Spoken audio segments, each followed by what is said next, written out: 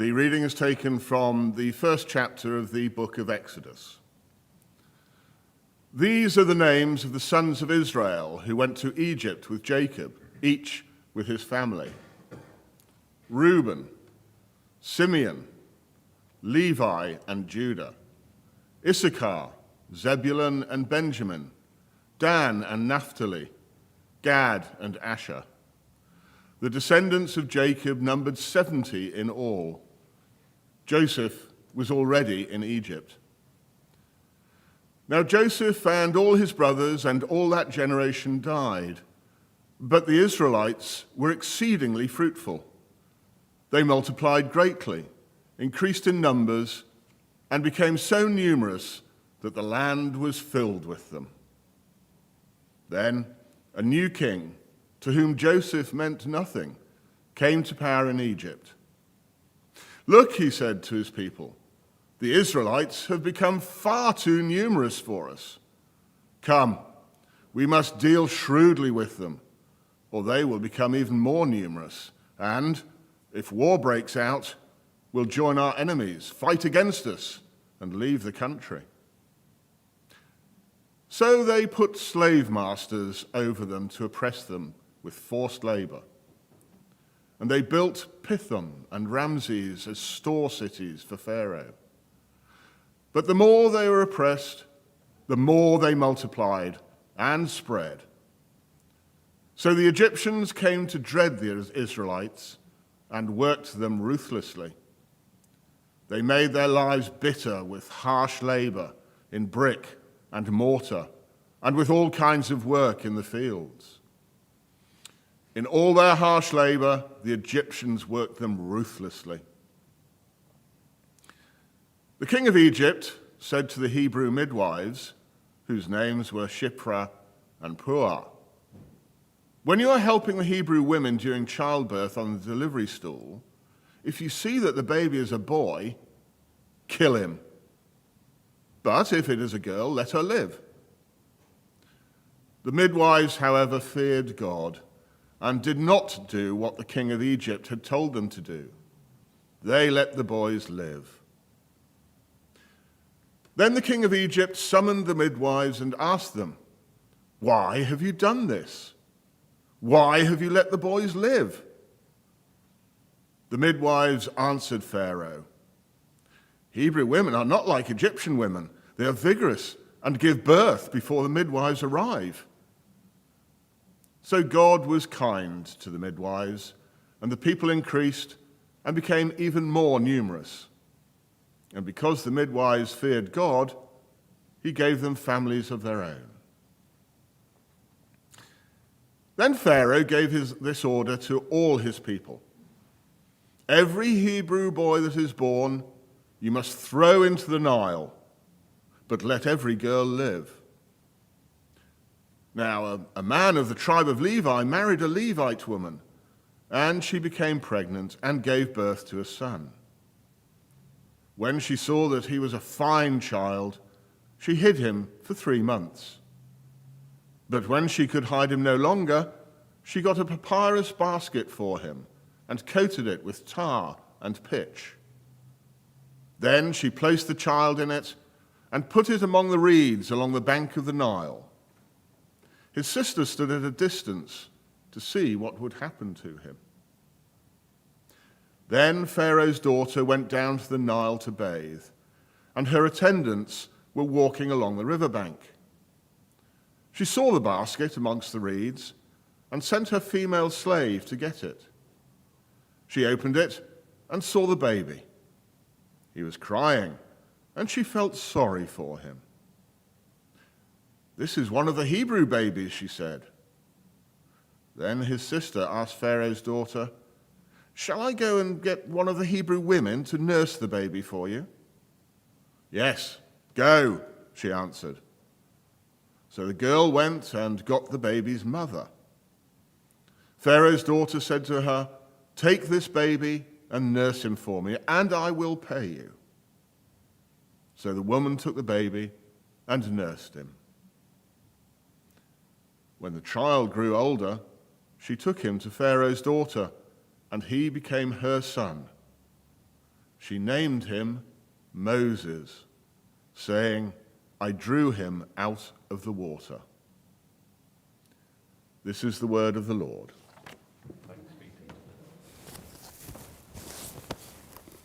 Please do take your seats.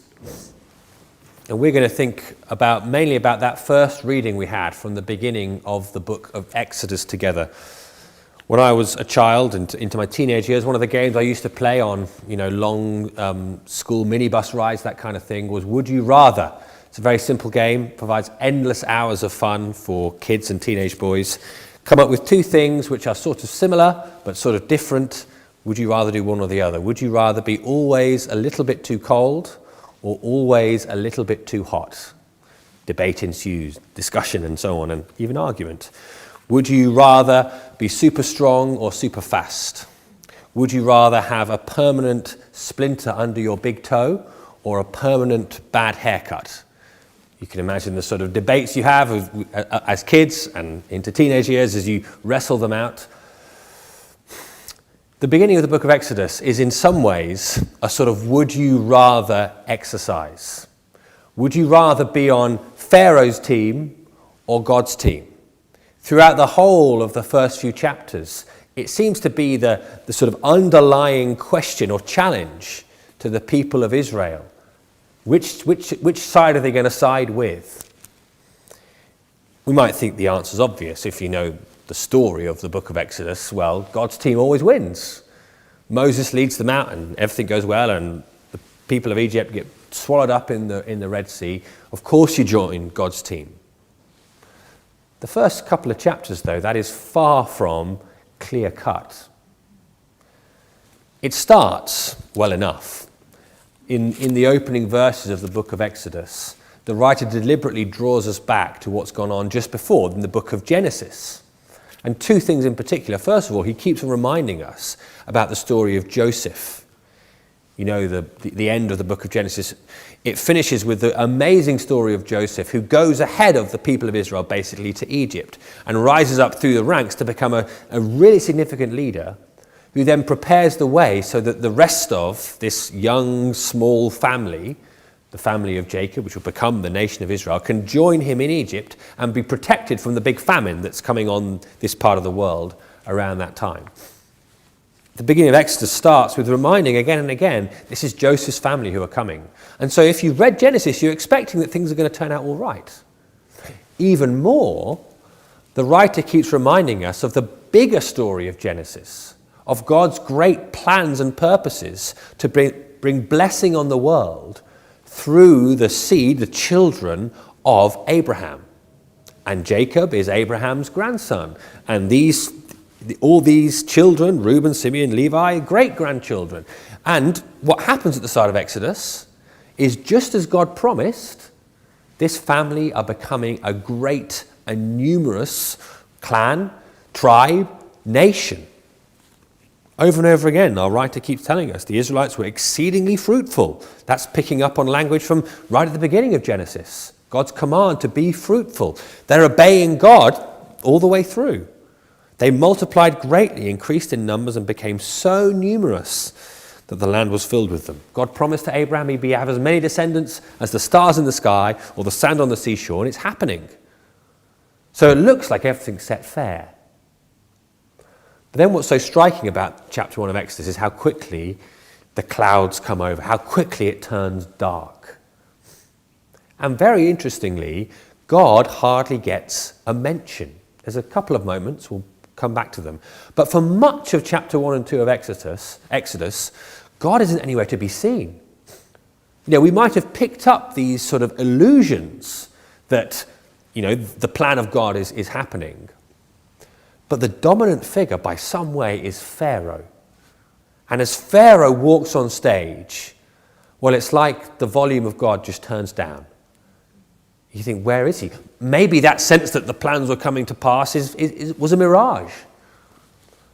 Because all we get is Pharaoh's brute power, enslaving this people first of all, and then beginning a program of ethnic cleansing, even tantamount, it seems, to genocide. Going to wipe them out. He doesn't want them to be too numerous. Pharaoh dominates the narrative and God isn't anywhere to be seen. Now, on the one hand, I think this feels to me like this speaks about a sort of realism in our lives. If you've ever had the experience of walking through a very dark time that, like in the way the story is told, comes on you quite suddenly. That moment where the skies were blue and then suddenly the clouds come over. If that happens in your life, you probably know the feeling. It often feels like, well, God sort of steps away. You read accounts of people who have been through the deepest trials, and one of the things that often they talk about is how the hardest thing is that God feels absent. Right at that moment, when you most need him. There's a sense in which if I had him, it would be okay, but I can't see him, I can't grasp him, I don't feel his presence. The dial on all that's going wrong is turned up to max, and the volume's turned down. It feels like that's what's sort of going on in the way that the writer tells the story at the beginning of Exodus. Where's God here? What's he up to? And yet when you step back and look at this story of the people of Israel with the benefit of hindsight, from our perspective now, having the whole book of Exodus available to us, not in the events, but reading of them and learning of them, well, it's really striking that everything that starts off bad for this people of Israel in this chapter, everything that starts off bad, in the end comes around for their good. It's extraordinary when you reflect on it. So their enslavement, we're very aware in this day and age of the evils, the horror of slavery. And without excusing in any way what Pharaoh did, what you see in the book of Exodus is God at work, even through this awful, awful situation of enslavement. Because if this hadn't happened, then there's a good chance that Israel would have been, if you like, assimilated into Egypt. They'd have become just part of the culture. Pharaoh's actions here help to bind the people of Israel together as a people. And it means, in part, that when the time comes to leave, they actually want to leave. Of course, they don't want to stay in Egypt. They want to get out. And because of that, they go and meet with God himself. They get the most profound, incredible, intimate experiences of encountering God and of having his will made known to them through the Ten Commandments and so on, and being his people. So without saying the bad things are really good things, with the benefit of hindsight, we see that even the bad things, enslavement, works out for their good. And the story of the midwives, the particular story of the midwives, the awful situation they're put in, commanded by Pharaoh to take part in his awful, evil schemes. Well, that enables them to be shining examples of bravery for us today. We know their names. And they get blessed with children of their own as they are faithful to God. Maybe best of all, or most striking of all at least, Moses himself. If it wasn't for that terrible, brutal order, every Hebrew boy that is born you must throw into the Nile. If it wasn't for that, Moses' mother wouldn't have had this terrible, agonizing choice to make. She wouldn't have embarked on this seemingly impossible little plan. Put baby Moses in a basket and float him out on the Nile. You imagine the moment where she sees, of all people, Pharaoh's daughter coming down to the Nile to bathe. How easy it would have been for Pharaoh's daughter or one of her servants. It's a baby boy, one of the Hebrews. We know what to do with them. Just a little tip of the ark, the basket. And in the baby goes and it's done. What it must have been like in those moments for Moses' mother, Moses' sister, to see it all hanging in the balance like that.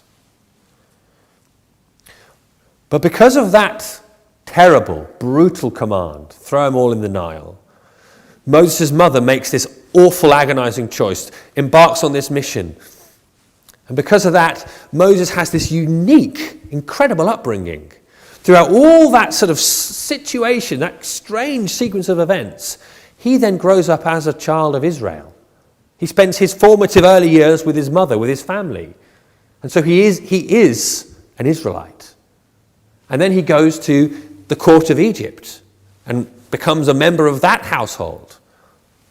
In other words, he is uniquely placed, uniquely sort of formed to be the one who will lead Israel out of slavery, to be the one who will speak to Pharaoh, stand up to him, bring the word of God to him, be the leader of God's people, uniquely able to lead them out of Egypt into God's plans for them.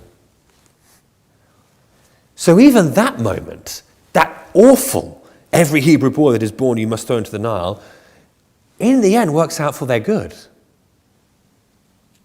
When you step back and think of this chapter in the rest of the book of Exodus, all the tragedy here, one old writer put it like this: if you're a Christian believer, he's talking about, but I take it applies to the believers of the Old Testament. Our bad things turn out for good. Our good things can never be lost. And the best things are yet to come. Our bad things turn out for good. Our good things can never be lost. And the best things are yet to come. With the benefit of hindsight, that's what happens here. The problem is it doesn't all necessarily happen, if you like, in your lifetime. Just a few chapters on from the beginning of Exodus, we read Moses' family tree. And there are at least 4 generations that pass from Levi, one of the children of Israel, arriving in Egypt, and Moses being born. There might be more the way that they did sort of family trees, genealogies. They might have missed out a few, because they don't necessarily tell you every line, but at least 4. In other words, you should do a bit of maths. It is almost certain that there would have been children of Israel, members of this people of Israel, whose only experience in Egypt was slavery, who were born under it, who lived under it, and who died under it. In what sense can we say to them, your bad things will turn out for good? Doesn't seem to happen. You might know people in your own lives. You might be walking through situations where you think, humanly speaking, I cannot see how this turns out for good. It's very easy to sort of zoom out so far that you almost miss the messy, dark details of life, and saying, our bad things turn out for good, our good things can never be lost, and the best is yet to come, just sounds a bit trite.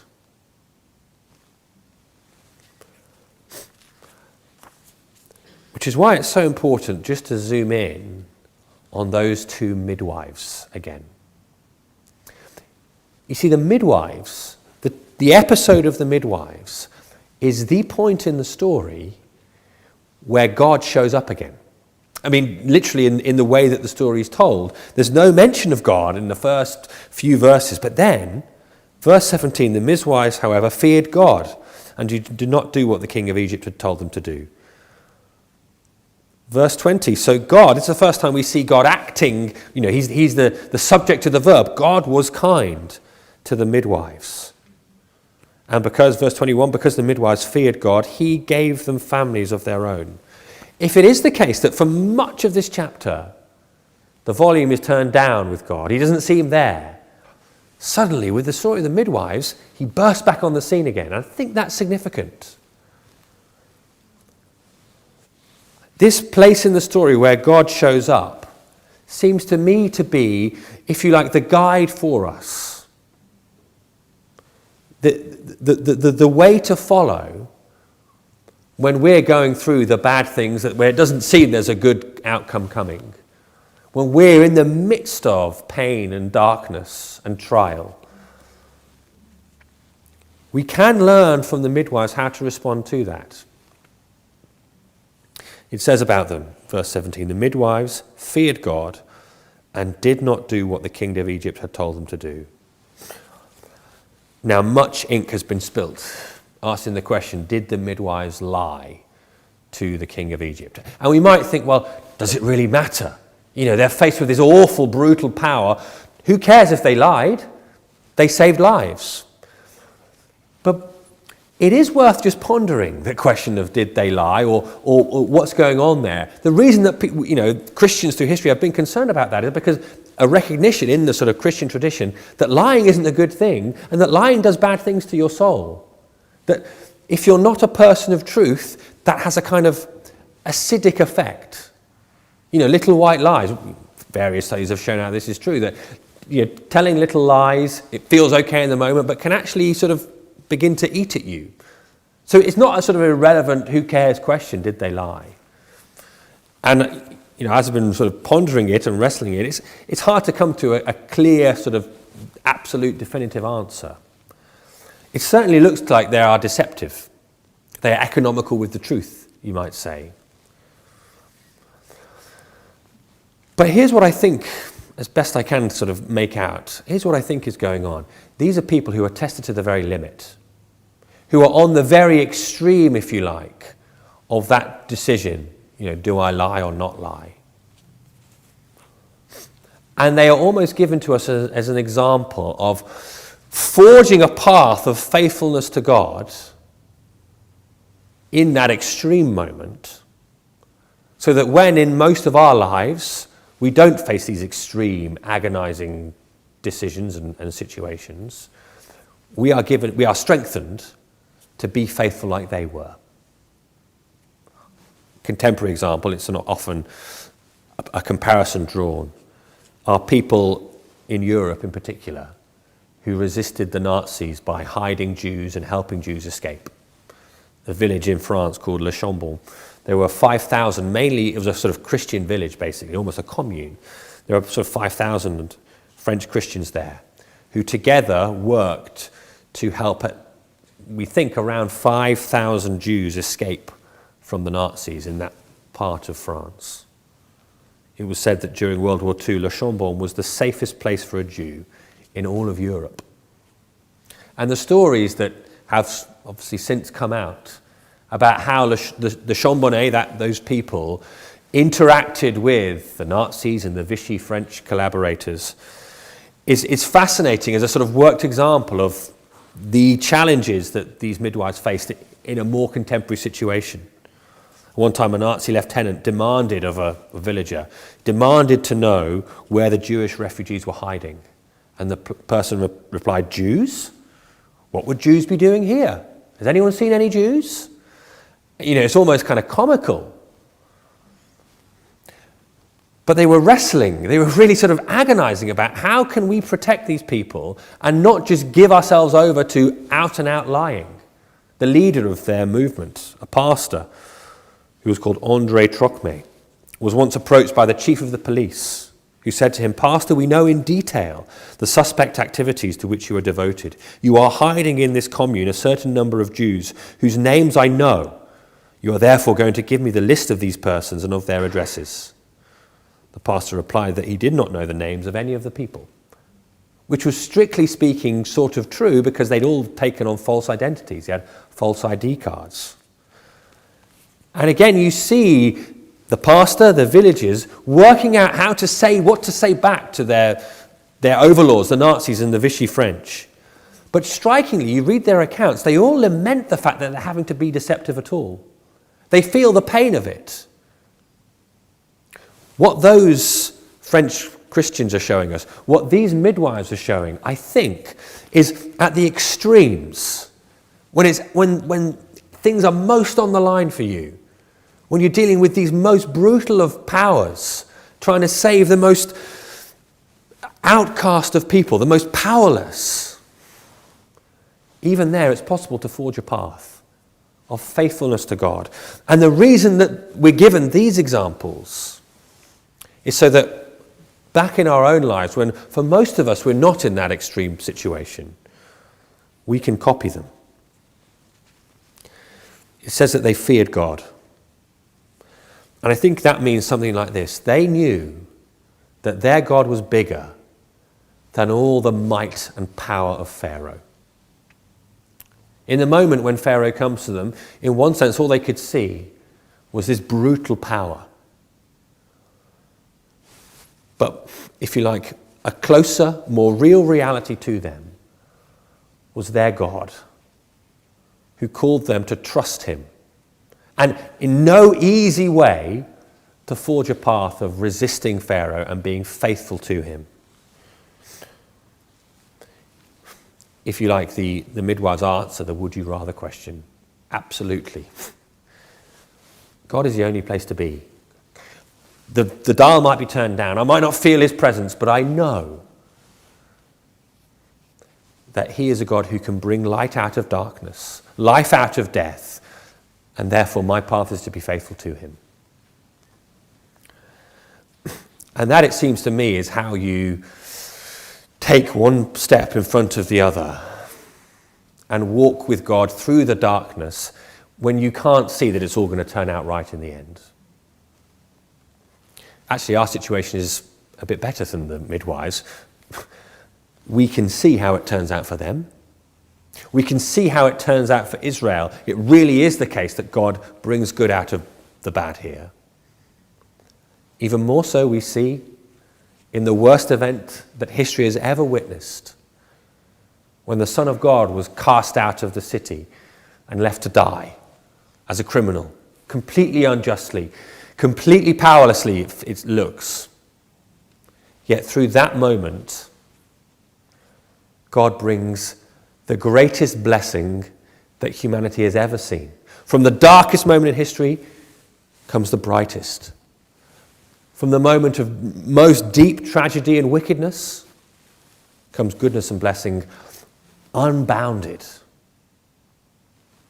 It's why in a moment we will celebrate together the strange celebration of the Lord's Supper. We'll recount that wickedness, the broken body of Jesus. We'll enter into that story again. It should be a very dark thing, celebrating Jesus' death. But from our perspective now, we know it's the moment of life for us. As we break bread and pour out wine, as we remember the broken body, the poured out blood, we do it knowing that through that very act of dying, Jesus brings life to us.